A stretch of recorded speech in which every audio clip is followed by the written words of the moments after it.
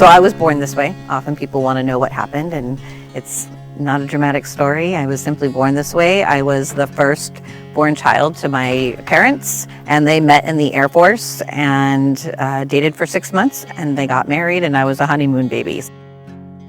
Ultrasounds and other tests showed I was perfectly normal, and so they got a huge surprise on the day I was born.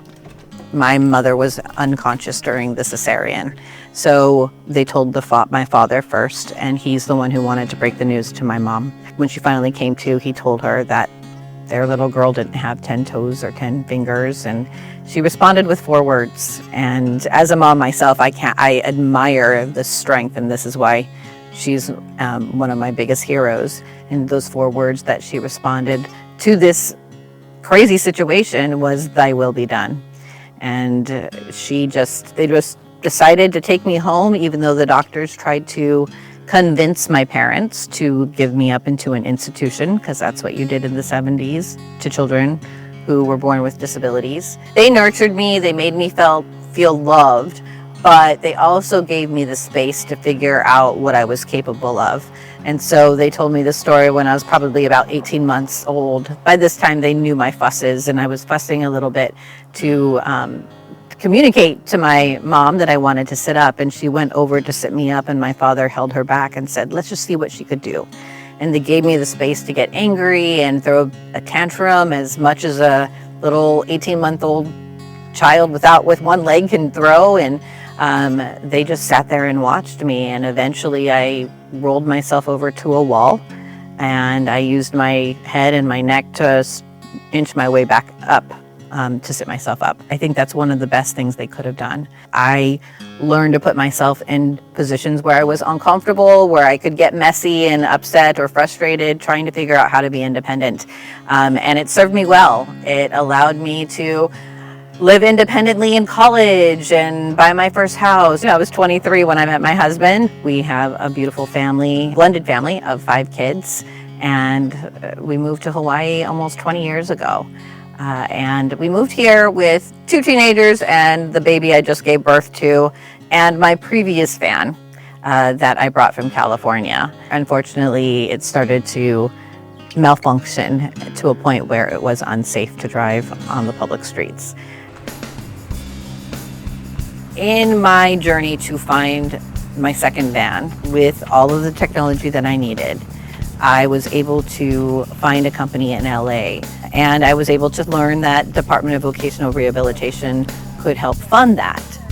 However, I needed an organization who was contracted with the Department of Vocational Rehabilitation to pass the monies through to get the van.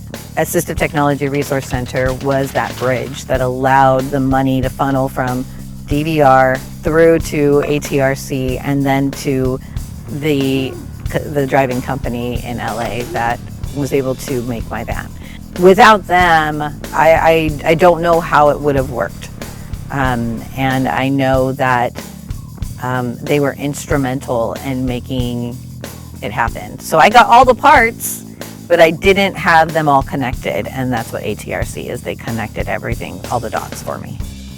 How are you doing? Good, yeah. Good. I've had times in my life where I didn't have a car. I didn't have access to transportation that was independently mine, so you're constantly having to wait on other people. Even though you could use other systems like a paratransit, it doesn't feel like your own. It feels like your life revolves around how others want to dictate it. And like, see how you have like, are you like all this footage? And so having the van that I can drive independently, I can go when and where I want.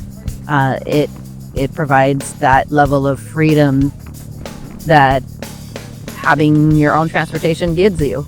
And I think when you have that kind of freedom, it's also connected to your dignity. If I had to take my kids to the doctor, they're not waiting on me to find transportation from somebody else or from a different paratransit, or if I want to go out to lunch with my friends, I can. And to be able to get involved socially in the community and with friends, I think that's a huge aspect of being human. That's what the van provides me. The main functions of my car, the gas, acceleration, and steering, come from this arm piece right here that I use to manipulate with my arm. It's just a little stub area. And then for any other auxiliary type of functions, like opening the window, turning on the radio, AC, is on this left side of me on this blue box. And there's buttons for each function. Like if anybody else, they wanted to drive, it's not that big of a deal, but it's a huge deal to me. And